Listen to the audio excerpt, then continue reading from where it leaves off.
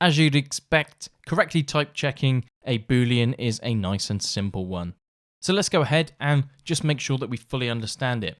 We'll introduce our type of like we have been doing. We can quickly evaluate the type of true.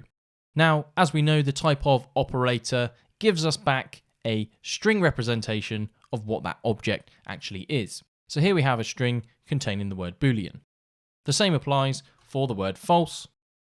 And we want to quickly check out whether our instance of also works. So let's go ahead and say true, instance of, and we'll add Boolean. Now, we should know the answer to this one. This is going to be absolutely false because it's not an instance.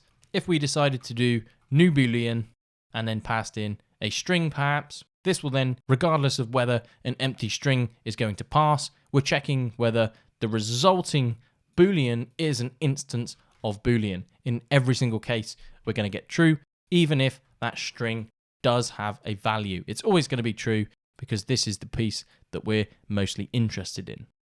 Now, when it comes to type checking Booleans, we don't need to go over the top with our type safety, but for completeness, we'll access our object.prototype to string method, and we'll access the to string method, we'll add a call, and we'll just pass in true as the value, and we'll see object Boolean being printed out in the console for us. So these are the couple of ways that we can look at all of these. And what I'd recommend to do at the end of this course is have a look at all the differences between this toString. Go and have some investigation on your own and explore how the JavaScript language works a little bit further. By using type of, instance of, and this approach will always guarantee that we're getting the right approach. With all of these, the only one that we aren't getting a true back is because the Boolean literal is not an instance, and this new Boolean, which ideally we don't really want to use, but it's good to know that it is an instance of Boolean because we know now how the instance of operator also works. So that's it, short and sweet for Booleans, and I'll see you in the next chapter.